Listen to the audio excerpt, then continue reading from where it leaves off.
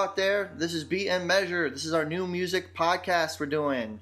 I don't know how to start a podcast yet. It's going to be new for both of us. Yeah. I'm Jay DeCarry. Yeah, I'm Devin DeCarry. All right, so we're talking about music. What's our first topic? First topic today is going to be singers who actually can't sing. Right. And I guess we should qualify by what we're talking about when we're talking about this. Mm-hmm. We're basically looking at like not just any run-of-the-mill singers, but those that are particularly successful but are not particularly known for their great vocal prowess. Yeah. That's what you would say. So that's not to say that they produce bad music, because that is not at all what we're saying. All these people produce awesome music. Or that they can't sing or carry a tune at all. Yes, that as well. Merely that they don't sing, in quotes, the correct way or whatever. Well, and you're going to know a lot more about that being, technically trained in music and a all little that bit stuff. And maybe me as a mere what do you want to say? Connoisseur of good music, a music enthusiast. I know that we're sometimes going to have a difference of opinion about that.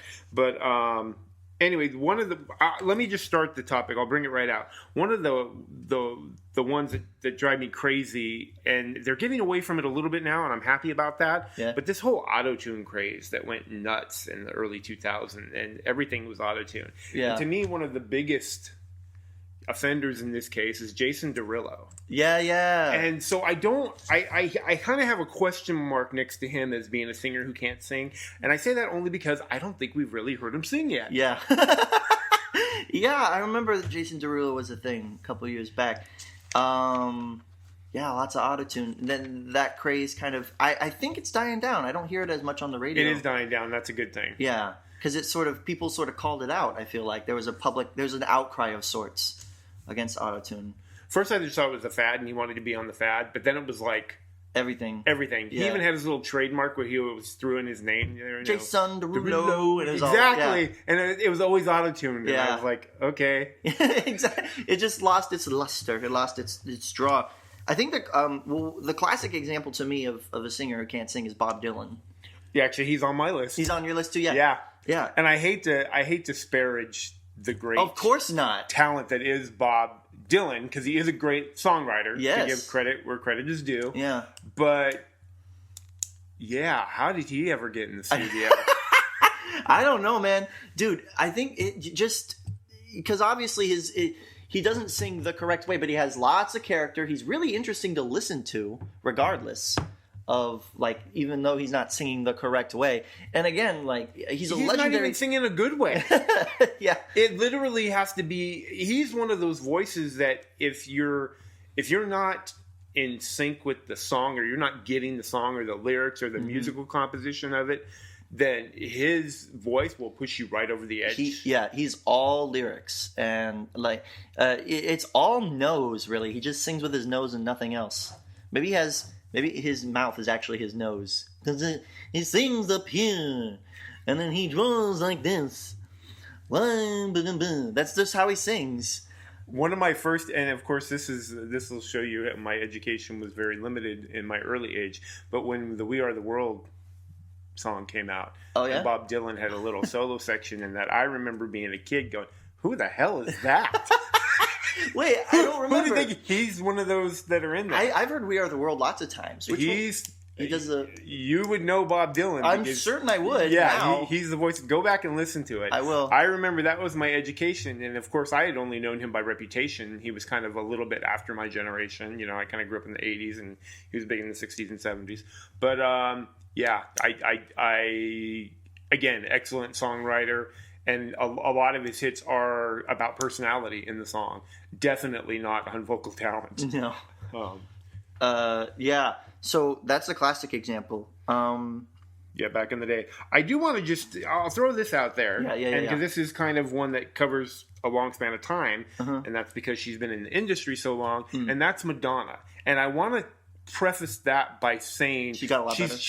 She's not really a person I would put in here, but yeah, you know what it is? She's a perfectionist, and she's extremely talented with the talent that she does have. So when I say that, I'm thinking about early 80s Madonna. Yeah. And when you listen to the song and just her vocal ability, it's definitely a stylized thing that she just hit a right market, and she was about putting herself out there and being provocative and da-da-da. And the best thing that could have happened for her career was Evita. Yeah, because it showed she could sing. Evita forced her to learn how to sing. Yeah, I see. Some people will probably come up with the notion that anybody can sing or anybody can develop that talent and become at least, a singer to the best capability they can, whatever that is. She obviously is a perfectionist, and so when she came to taking on that role, she had some pretty big shoes to fill. I mean, Patti LuPone, not everybody can sing like Patti LuPone. Right. So, I mean, that's what everybody was going to compare her to because she did it on the stage. Yeah. And I won't get into all the history of the ins and outs of different people they got for that role. But I think one of the best things that resulted in that role is that she really put in the work it took to be a singer. And if you look at her studio albums prior to Evita versus post, I think Ray of Light was her first album. Was it? That came out, and of course it was critically acclaimed, and the songs were just great. She really pushed her songwriting. We're not talking about songwriting, but so I have to say that Madonna's that one that based on vocal talent alone and to starting her career, to start her career, no.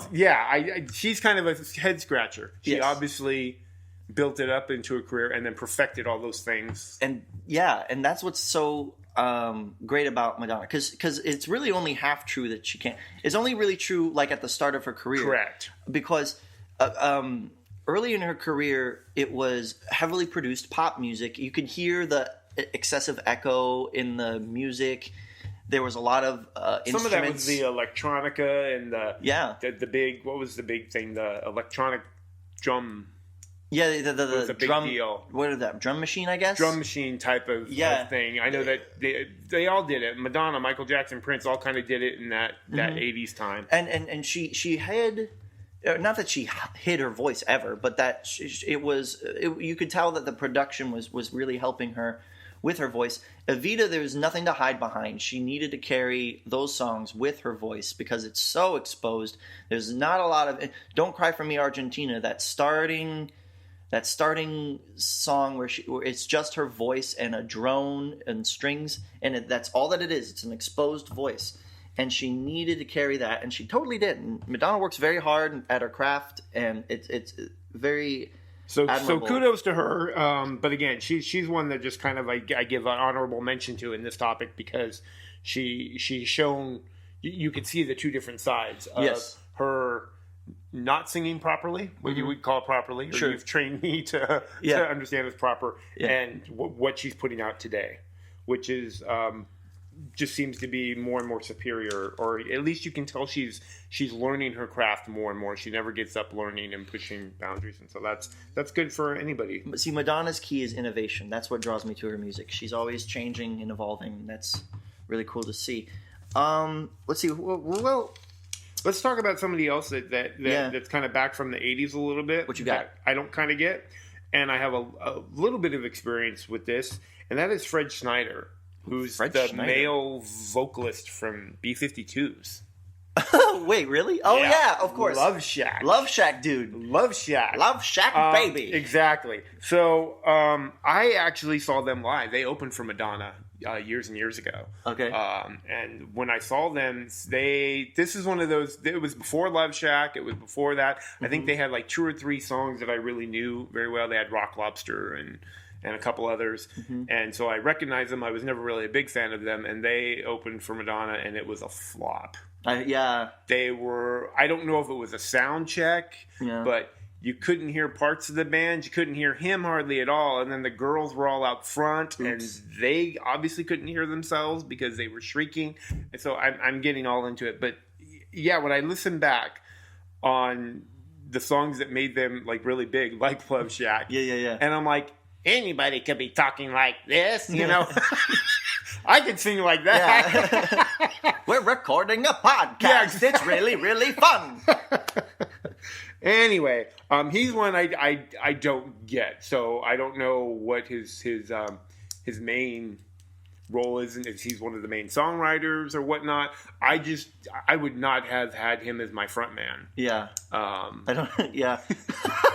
Yeah, I don't know what that conversation was. I don't know how he talked himself into a front man situation. That guy just talks. I mean, he barely sings. At least in Love Shack, he does. Yeah, what is it like? They talk sing. There's like an official. It's like there's a German word for it. I forget what it is, but it's talk singing. That's really all that it is. And the backup singers are the MVP of that band. They do all the vocal carrying. They do lead vocals on stuff too. Yes, and so that's a good example. Here's an example I sort of brought you around on a little bit, which was Elton John.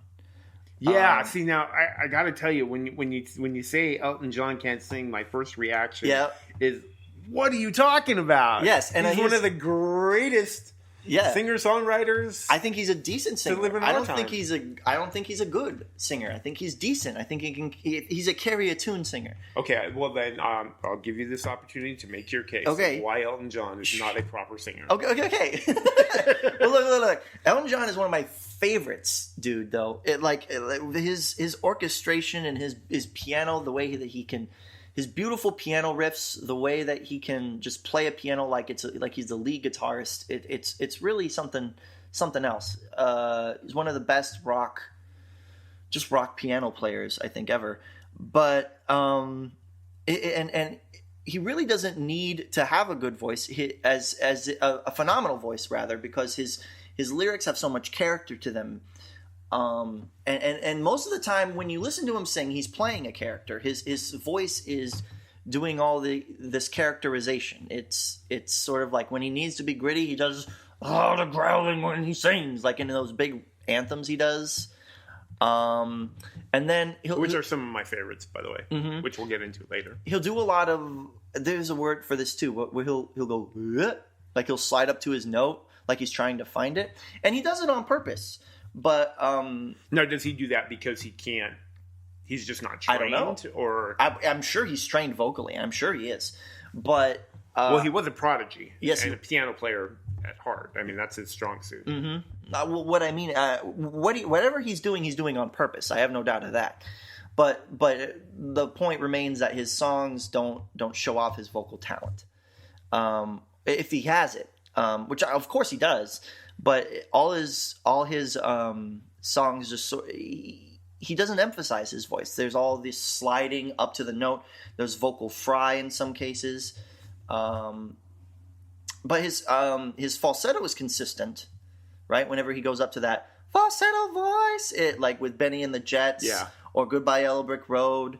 Those are the songs where you don't hear his break. I feel like his break must be really high in his voice because it feels like he fights something there whenever I listen to him, a vocal break, which is where your voice goes from one. There's different voices. There's your chest voice and your head voice and your falsetto. And the break is where you go as high as your head voice can go, and then you finally switch to falsetto. See? So that break, that's the vocal break. And I think that his is somewhere lower than mine. So he fights it a lot. That's what I hear anyway. So is it just going up and down the scale that you think he struggles with? Because I've seen him, or I've heard him, I should say, sing in a lower register and be fine, and then sing in the higher register. And the examples you seem to be giving are when he's moving within a measure of music. Yeah, you really hear it when he does a vocal run. You really hear him looking for the note. One might say looking for the note. He could be doing all of this on purpose. Elton John is just so flamboyant. That could just be the choice that he made. But that's just what I observe listening to him. Yeah, I hear your case and I validate what you're saying. But at the end of the day, I don't care because all the other stuff makes up for it. Yeah, dude, I don't care either, man. At all. He's awesome. Yeah. Let's bring it back in. Let's bring another girl into this, too, because this is a multi-talented woman, much like Madonna, but I think her range and her different talents goes further in that she's a singer, she's an actor, she's a dancer, and that's Jennifer Lopez. Yeah. how she has skyrocketed is just amazing. I can credit nothing but her work ethic, because when you take her voice just for being her voice, it's nice. It's like, my sister sitting next to me in the car singing along karaoke. Yeah. To me, I guess that's what it is. It's a very karaoke voice. It's just kind of they put her in her studio, here, sing this song. We'll put some licks to it and some hooks on it, and you'll get out there and dance and shake your butt, and it'll be successful. Yeah. So that I don't know enough about the classic side of the way she sings to know about that. But she's one of those ones that, again, I'm a fan. I have all her albums. I think she's great. She's a great entertainer. Yeah. But again, her vocal ability is not what's pushing that. It's almost like she's succeeding in spite of that. Yeah, a little bit. I think that what Jennifer Lopez has is her music has really smart production to it. The hooks and the development of the music is really it really draws you in that regard. When I think of the Jennifer Lopez songs that I like to listen to, they're always really smart production-wise. By that I mean they're mixed really well, and the choices that they make in the song are really well. The motifs they choose to use, the hook that they choose to use and repeat over and over again, those are really strong. Those are always really strong in a hit Jennifer Lopez song. But more than that, she's also just an amazing dancer and performer. Yes. She's not very musically educated, as evidenced, I think, when I was watching American Idol. Harry Connick Jr. and Jennifer Lopez were judges. Yeah, they had conversations. They had conversations. Harry Connick Jr. brought up the pentatonic scale. She didn't know what it was. And he goes, it's a 5-note scale. That's the basis for a lot of soloing and etc. And Jennifer Lopez like, you know too much. like that's what she said. And so she's not very musically educated, self-admittedly so, but she's a dancer, a performer, and she does great work. And I think it's also important because I think there are artists out there who would fall into this category who we would classify as studio artists, meaning that they're so produced that they just do take after take and take the best bits and do whatever and da da da da da. And I think most people might have a tendency to want to push Jennifer Lopez into that category, and I don't think it's true, because if you've seen her perform live, she consistently sounds like she does on her records. She doesn't struggle to meet notes and stuff, whereas other people, like we use Madonna, not to be on Madonna again. Sure. Particularly in the early ages, and I saw her live early in her career, and there is definitely a difference in the 80s for sure between studio Madonna and live Madonna. And interesting. You can't say that with Jennifer Lopez. She's consistent. She is consistent. As if you want to call it uneducated or whatever it is, or produced or styled, she's just as produced or styled on stage because she brings it. So whatever she has, she's bringing consistently. So I agree with everything you said, but I would not call her that. It's produced, but I would not call her a studio artist for that reason. I see. Yeah. Well, that's not to say that she's overly produced, because overly produced is a bad thing. I think she's very smartly produced. I think that. If you listen to the structure of her songs, they are effective. They are effective songs, and the parts that they choose to withhold and then bring back to create a unifying arc to the song, it's always really smart. Because not all pop songs are smart. A lot of it can seem samey, but Jennifer Lopez's songs are really produced really well. So. That's a good example. I like that. I think she zones into what people want to hear without being kitschy about it. Yep. Or getting stuck in that rut. Yep. Oh, that sounds like a Jennifer Lopez song. I think she kind of moves with it, and yes. She definitely has her her ear to the ground as far as who's the talent in the industry, and definitely tries to learn from them. Right. So before we move on, we have to talk about, I think, Alanis Morissette. Yeah. Right. Okay. We have to. Yes, we do. That she falls into the, in my mind, she falls into like the B-52s category, where she's playing a character. See, I would categorize her more as the Elton John character. Oh, no. Because she's the songwriter-musician. Okay. In that regard. And yet... I see. No? No. I see what you're saying, because they have similar music production styles. Elton John is all orchestration and all his piano virtuosity, and Alanis Morissette is all about her lyrical virtuosity and telling a story, a relatable story. But I think she's vocally more similar to the B-52's guy, because her voice is a character. She brings out a character, which she sounds angry and not pretty. She's not a pretty, in quotes, voice, but she's the proper voice for the songs that she's writing. And that's really interesting and cool. So she's playing a role with her songs, and that's what she's doing with her voice. Yes, she's act singing. There's like singing, and then there's act singing, which is the difference here.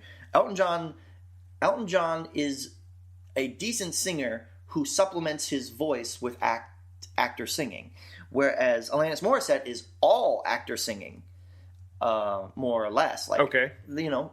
I hear you. You hear what I'm saying? Yes. Like, she's always that character, that angry, bitter woman character. Well, that's what she is. And it works really well for her music. So yeah, she's that classic example, I think. Another classic example. What else you got? Okay, what else I got? Okay, so you disagree with me on this, but in the same vein of Elton John, I think Billy Joel is not the strongest singer. Yeah, see, not all the time. Yeah. You have a hard time with that. I have a hard time with that one the same way I do with Elton John. Okay, yeah. Yeah, well, it's a similar vein as Elton John because he's a decent singer, but he supplements his decent singing. See, this is the difference. See, decent doesn't mean good to me. Decent means you can, like, carry a tune. And you have... Because I can carry a tune, right? But so that to me is Billy Joel, and then he supplements that with character, whatever character the song needs. So the "You May Be Right" song. Think about "You May Be Right." But I don't see that as much as a characterization as him just telling a story. That's what it is. That's what I mean, though. Like he tells a story and he acts. But like my favorite song by him is "Scenes from an Italian Restaurant," right? And then he does a lot of. You hear him in the middle, and he says, "Lost touch long ago, lost weight, I did not know, you never look so fine." Like, he sounds goofy when he goes down and he scoops up like that. But I think that's a personal choice. I don't think that he's not singing properly. No, I agree. I think it's a personal choice. Well, but your argument with Elton John is that he is not. It might be a personal choice, but he's not doing it right. I think that's not. No, I think it is a personal choice with Elton John. You do? Okay. I do. I think they're both personal choices. But the fact remains that they are not singing correctly. So maybe it's a technicality because they are doing it intentionally. But when it comes to, like, there's singing and then there's act singing, they lean a lot on the act singing. Okay, well then let me tell you more this. Than most singers. I accept your critique of Elton John. Okay. With the exceptions that I stated earlier. Yeah. Not giving you Billy Joel. Okay, fine. That's fine. And I don't think he belongs on this list. Okay, fair enough. Fair enough. I don't think they're critiques because, again, these are not detriments to the songs. Does that make sense? Yeah. With Elton John and Billy Joel, their voices are never a detriment to their songs, or any of these people on this list for that matter. But what they lean on are things that are not their voices. Does that make sense? Yeah. All right. I got one more I want to bring up to you before, because I think we need to move on. Okay. But another just phenomenal star that blew up. And I enjoy your music because I like pop music and dance music. But I think she's as well a studio artist. She fits that mold, and that's Britney Spears, who just blew up, in the early 2000s, and it's true. And she was a kid, and so she got kind of a little bit of a pass because she started so young. She was like 15 or 16, I think, when she came out with her first album. And it's like, oh, isn't she cute? And she's singing, and she's does all the cute little videos with it. Yeah, and you kind of let it go and go, and then she just, I felt like she got into this groove where she just kind of mimicked other artists that she was inspired by, be that Madonna or whoever else. Mm-hmm. And she's the monotone singer. Yeah. She sings the same way all the time, no matter what. There is no character in her. It would be okay if she was playing a character, if she did that kind of nasally voice, Yeah. If that's like something she did for a character, but that's the only way she sings. Yeah. It's true. And it honestly, she's one of those people where I like her songs, I like her music, but after a while I go, I've heard enough of her. Click. Yep, I do that too with Britney Spears. I get to one song with Britney Spears most of the time. To be honest, I get to one Britney Spears song. I'm like, okay, all right. And then if another one comes on, I'm like, no. That's how I get with it. But she's also smartly produced, and she's had a couple hits and a couple songs I like. But you're right, she always has that nasally voice. And have you seen this video? This video went viral a while back where it was Britney Spears apparently without just her mic track, like not any of the other background tracks at one of her concerts. It was just her mic track, and it went viral, and it was her barely singing, her not even like she was like like she was just and there is screaming, and in that lies the definition of a studio artist. Yeah, it is. So there it is. So maybe she definitely belongs on this list because of that. I can't verify the veracity of that YouTube video. I just know that went viral a while back. I don't know how long ago, but yeah, she's a great one to put on this list too. Okay, since we ripped Elton John a little bit. Well, we didn't rip him. No. We acknowledged that he makes choices to emphasize other parts of his music than his voice. But we should get into our top 5 today. We're going to do a top 5 every single one of these episodes. So today's top 5 is Elton John. Elton John. We each have our own top 5. We don't know what each other picked. Nope. We're going to debate it. And it's not necessarily tied to the topic. Like some of the examples you used are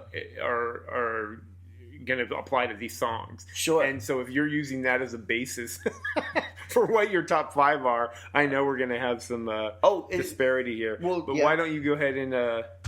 Sure. And let's just start and we'll see what we talk about. So we'll start at the bottom, I guess. My number 5 was Yellow Brick Road.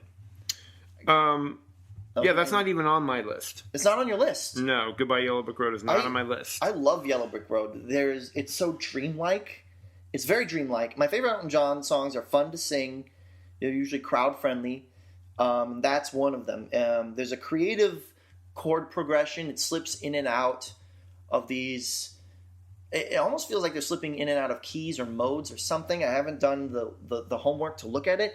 But it's just a very creative chord progression. The harmonies seem very deep to my ears. No, and it's a great song. It just did not make my list. So I don't have any argument with that being on. My number 5 actually is kind of I've got a couple of these that I did, like, I kind of cheated. I put, like, songs together because they're kind of the same songs. And my first up is the Lion King songs, The Circle of Life and Can You Feel the Love Tonight. I think after analyzing my list, and we can debate this after you hear all my songs, something about Elton John in particular, his songs, the ones that are my favorites are the ones that make me feel something. Yeah. And maybe that's true with everybody. I don't know. As we do this podcast more, maybe that'll come out and we'll find that that's what really resonates me, making me feel something. Because just that song, that's one of my favorite Disney movies anyway. That soundtrack is and the soundtrack notch. Is completely awesome. One of the best. And Tim Rice's lyrics just fit perfectly. Tim Rice is one of these lyricists.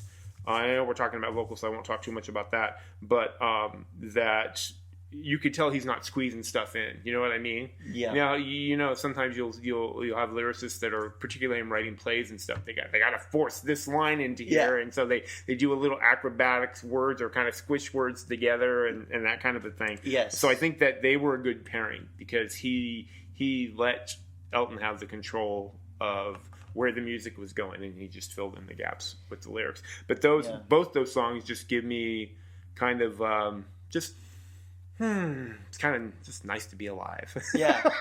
Dude, kind of feeling. That's true. I mean, if Tim Rice, all his lyrics do feel intentional in there. Like, if you think of Hakuna Matata, if anyone else were writing Hakuna Matata, it would go something, the rhythm would be something like, we say what we say, and this is our motto, Hakuna Matata. Like, it's all, like, cluttered.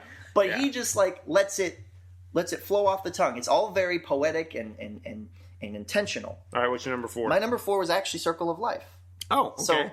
So you put all of Lion King at number 5. Well, just I couldn't pick what song. I see. I picked one. I picked Circle of Life. Okay. I think it's the strongest song in The Lion King. It's just a powerful opening. There's a great structure to it where it seems to climax and then slowly goes down, and then it climaxes even bigger the second time. So you have the circle of life, and then it mellows out, and then there's an even bigger circle of life, and then it ends. And that's just a really cool, like, roller coastery structure there, where you think like the biggest moment has happened, and then it subverts your expectations, and it happens again with a big old key change right at the end. Yeah, no, I agree. So that's why it's in my top 5. No argument that's there. That's my top 4. My number 4, and actually I just scribbled a note here because you talking about it made me think of it. You said that you were surprised that Goodbye Yellow Brick Road wasn't on my list. Yeah. And I had Candle in the Wind. Uh-huh. But Goodbye Yellow Brick Road almost has that same feeling. It does. Of the song, and the regret and the lost opportunities and the things that song represents and the way it makes you feel. For whatever reason, I've always liked Candle in the Wind, even as a kid. Yeah. When that song would come on and tell my parents, turn it up. Just something about that song just it resonated with me. And I probably had nothing to really relate it to as a 5, 6, 7-year-old kid. Right. When it came out in the 70s. But that one is always, again, just gives me the feels. Yeah, totally.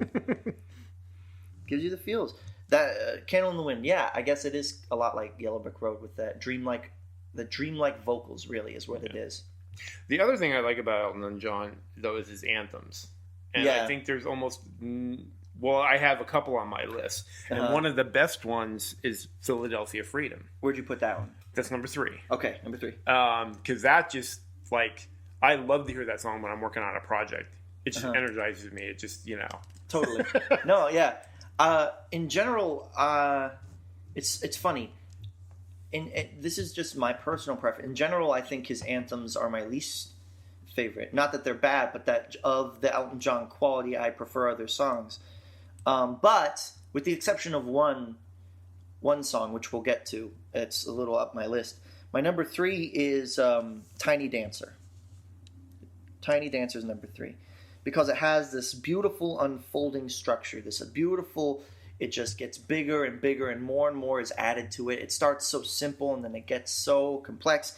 It's that unfolding structure that's in Bohemian Rhapsody and what's the other one? Stairway to Heaven. Those big anthems. Freebird. This big unfolding gesture. And then there's that opening piano riff. And they don't say Tiny Dancer till near the end of the song. Yeah. Like it's near the end. It's like the Don't Stop Believin' effect. Because they don't say Don't Stop Believin' till the end of Don't Stop Believin'. And Tiny Dancer, they don't say Tiny Dancer till like near the end. And it really carries it home. He really lets it build and grow. And then all of a sudden, hold me closer, Tiny Dancer. And it feels so earned. So, number 3. Number 3. That's my number 3. My number 2 is, and this goes back a little bit to the feelings, is I guess that's why they call it the blues. Mm-hmm. And this was an 80s song. It really kind of speaks to a time of where I was in high school, I think, when the song came out. Yeah. And it's kind of a melancholy song. And I think most teenagers at some time or another have this period of time where they're just kind of melancholy about stuff, life. Yeah. What the heck is all this and whatnot. And I think for that reason... the song is obviously about this longing, this love that can't be brought together for whatever reasons. I think the video depicted a soldier going off to serve in the military, and the what girl song waiting was this for him. again? Guess why? I guess that's why they call it the blues. Oh yeah. So back to the feeling thing. Yeah. It just harkens me back there, and anytime that song comes on, I have to turn it up and listen to it word for word. And I struggled where it should belong on the list because I knew I wanted it in there, but I couldn't really put it anywhere. Yeah. And I said, it's kind of my favorite song, but I know it's not my favorite song because I know it's my favorite song. So that's why I relegated it to the number 2 slot, because it couldn't be my number 1 song because there's nothing that's going to replace my number 1 song. Okay, got it. So that's why that one's there. And here's a little blooper. Tiny Dancer was actually my number 2 slot. I didn't do my number 3 slot yet. You cheated. What's number 3? I cheated. So Tiny Dancer was number 2, and you can probably tell by just how enthusiastic I got about it. It's my number 2. Benny and the Jets was my number 3. Okay. I put Benny and the Jets at number 3, which is just crowd friendly. It's really fun to sing and really fun to play. And the live version, this is the best version. Yep, it is. And so I guess I'll just interject here and go, it's my number 1. You're number 1. It's my number 1. Yeah. The live version, specifically. The live version, yeah. Go ahead, continue. Oh, it's just, it's a brilliant piece of work. It's a brilliant piece of music. The live version, it's just, and it even calls, what's great about it is the lyrics match the setting of a live setting. It's saying, hey kids, like he's calling out to a crowd. Yeah. It's really cool. And I play it on piano all the time. I love that song. I love singing it. I love playing it. So that's number 3 for me. Yeah, and it's just, I mean, to me, it's kind of that iconic Elton John song. I think the video of him, they have a live version of some singing that, and he's in the whole, the white wig done up in the Renaissance suit, and it's so it's very, very flamboyant costuming and stage presence. Yes. Stage production for what I just pictured as a very flamboyant song. Yeah. And you're right, it is just fun. And it's one of those ones, too, that doesn't necessarily give me any specific feelings, but just kind of like, just put on a roller coaster. Yeah. Just get on the roller coaster and ride it up and down and have a good time. And yeah, that song gives me like the ultimate feels. It's really good, man. It's really great. It's a really smart piece of music in a lot of ways. And that was your number 3. That was my number 3. Out of sync. Yeah. So which leads to what your number 1. Because I had a feeling we were going to have the same number 1. Yeah. But yeah, you would think Benny and the Jets made it on my list, but it ended up being number 3 because I was so to recap. It's Yellow Brick Road 5. Circle of Life 4, Benny and the Jets 3, Tiny Dancer 2. Can you guess my number 1? What's missing? What's missing? No, okay. You can't guess it. Misery. Okay. It's Pinball Wizard. Okay, Pinball Wizard. I'm not surprised now that you say it. Yeah, that fits you. Pinball Wizard is number 1 because the story is so creative in that song, and it's his riff. I mean, if I could be so bold as to say this, it's his Bohemian Rhapsody. You think so? In many ways. Yes. Yeah. It's really a creative story. It's his riffiest song. If you listen to it, there are so many different riffs. Piano, guitar, everything is interplaying and playing against each other. It's just like a wall of sound is what I like to call it. It's a wall of sound. It's unambiguous, too, which is interesting because a lot of Elton John songs are ambiguous. Like, what is he talking about? It is very unambiguous what it's about. A guy can't see, can't hear, and he plays pinball really well. And it's a really interesting song. And then what's really great about it is it's this building effect again, where it just holds you. It sort of plateaus and holds you at this high energy level for a really, really long time, and then it all falls away near the end. That wall of sound, it falls away, and then you have those drums playing in halftime and that guitar-piano interplay right at the end, and it feels so earned. I think that's why the Bohemian Rhapsody, I connected with that, because whereas as what you're saying, it's kind of like this rush of everything. It has the same elements as Bohemian Rhapsody, although Bohemian Rhapsody doesn't push it all on you at once. Yes. He segments it more, but all of the same characterizations within the song are present in both those songs. Bohemian Rhapsody is interesting because we could talk for days about Bohemian Rhapsody by itself. But anyway, but yeah, I see there's a definite similarity there. So that was my number 1, Pinball Wizard. So, and I again, not one of my favorites, but I totally get why that's definitely up your alley. Yeah. Because you like to dissect music the way you do and break it down and get the nuance. I'm more of the stuff that's on the level of the storytelling, the feelings it gives me and whatnot. Right. But no, I think those are all great songs. Again, I'm a fan of Elton, so this was kind of a hard one to narrow down, actually. Yeah. So that was my top 5. Review what your top 5 is again. My top 5 again were just kind of the Lion King medley. That's 5. Yeah. And then 4 was the Candle in the Wind / Goodbye Yellow Brick Road. Then Philadelphia Freedom. Guess why? I guess that's why they call it the blues. And then, of course, Benny and the Jets, the live version. There are 3 differences in our list. There's so just a testament to Elton John, like the songs that speak to you really speak to you. But I don't think any of your songs I would go, really? No, neither you. Yeah, so I mean, they're definitely, even though they didn't hit the top 5, they're definitely some of my favorites. Mm-hmm. So that was good. Mm-hmm.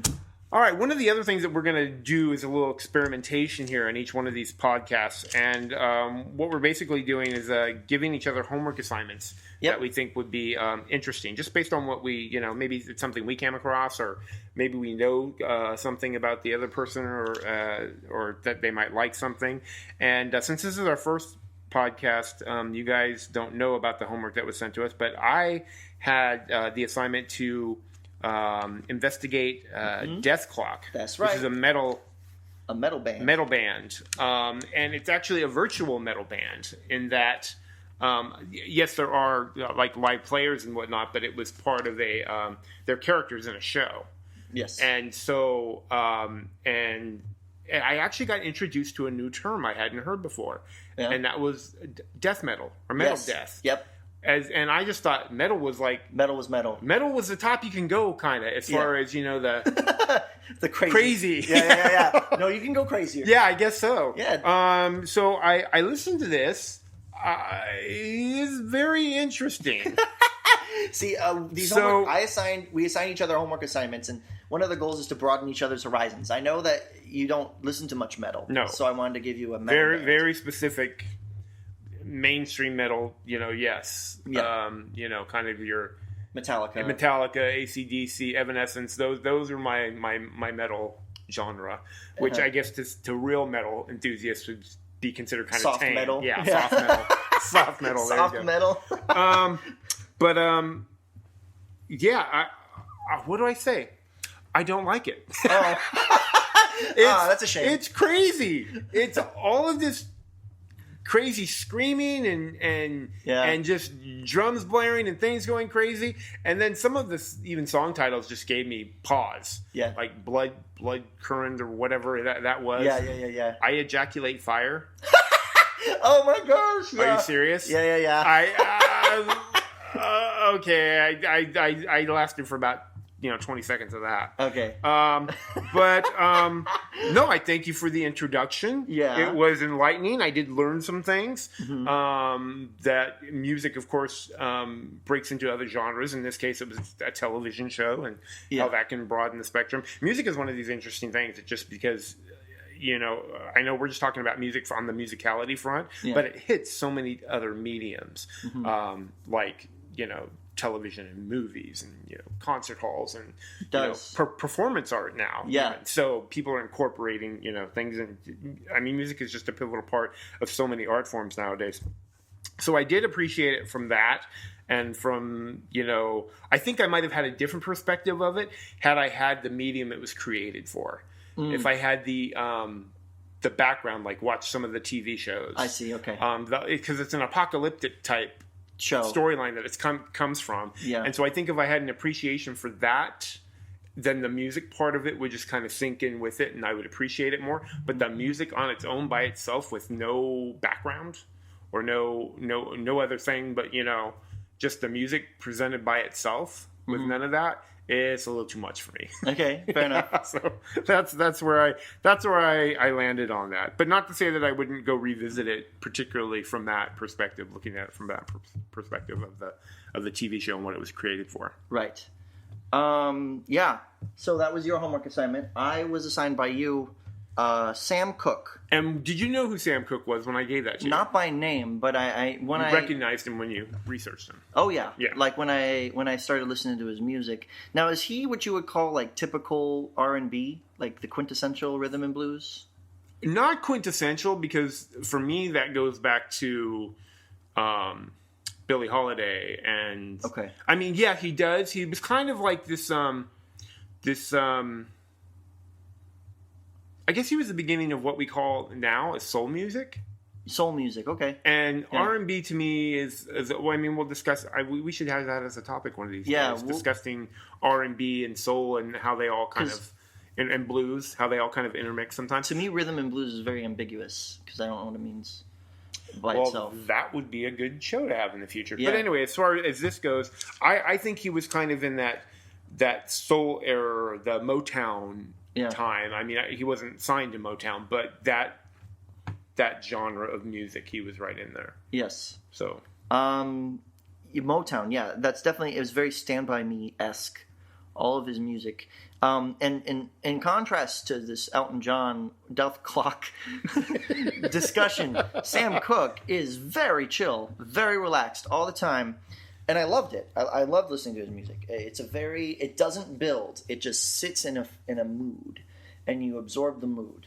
I was listening to Change Is Gonna Come, and all the lyrics are very blues-like. Yes. Doo-wop-ish, simple instrumentation. It's carried a lot by the story he tells, and they're very easy to relate to. Kind of country music-esque in that way. Lyrics that are easy to relate to and pick up. Yeah, it's a shame. He died fairly young. So he didn't have a very long career. And it would have been interesting to see like where he progressed, because he had I associated him with kind of a Marvin Gaye-esque vibe. Me too. And I think he might have just naturally evolved into that kind of an artist going into the 70s and early career, or later career. But unfortunately, we didn't get the chance. But I'm glad you enjoyed it. Yeah, absolutely.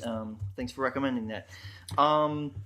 We appreciate you guys checking us out and hearing what we have to say. I definitely want to make sure if you guys have any comments about it, we want to hear about it. Mm-hmm.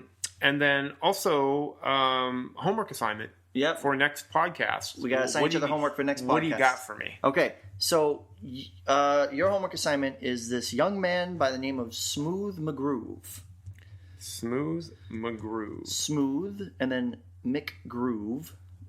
Okay. He has a YouTube channel. He does a cappella covers of video game music. A cappella covers of game music. Yes. Okay. It's really cool stuff, I think. Really talented vocalist. And he sings all the parts to all these video game music. And will I know some of them? I think so. Okay. And there's most of the time he has more than 9 parts that he's singing at once. Mm-hmm. It's really cool stuff. So Smooth McGroove. All right. Check it out. Interested to see what you think of it. Okay. Yeah. So what's my homework? For you, and I'm kind of giving you a little sneaky one, because I know that you are not a big fan of one of my most favorite people, and that's Stevie Nicks. Okay. So here's the thing. My hold on, I'll let you comment. Yeah. My goal for you, and it can be either anything out of the Stevie Nicks catalog or Fleetwood Mac. Where she's the prominent voice in there anyway. Okay. Find a song you love by Stevie Nicks. Okay, I gotta find something. You got it. Find one song. And it's not that I just haven't done a lot of concentrated listening to Stevie Nicks. Not that I'm not a fan of them. I just haven't sat down and given them a chance to listen to it all the way through. Yeah. Right. She's actually, in doing some of my research for today's topic of singers who can't sing, there was actually a few people who had Stevie Nicks on their list. What? Thank you. What? Thank you. That's somebody's. I don't know. See, even I know that's wrong. Yeah, and I don't know if they're just because her voice is so unique that they think it's not. Yeah, real music, because she has that whispery, that kind of haunting, deep. These people sound voice more purist. She's the most unique sounding person I think out there. Yeah. Yeah. Anyway, that's your assignment. All right, great. I will finally do some listening to Stevie Nicks and Fleetwood Mac. Sit down and listen to those guys. All right, that's the end of it, right? Yeah. All right, we gotta call it. Thank you guys so much for listening to us. Thank you. Yeah, we're gonna post again later in the week. Make sure you listen to our next podcast. See you next time. Bye. Bye.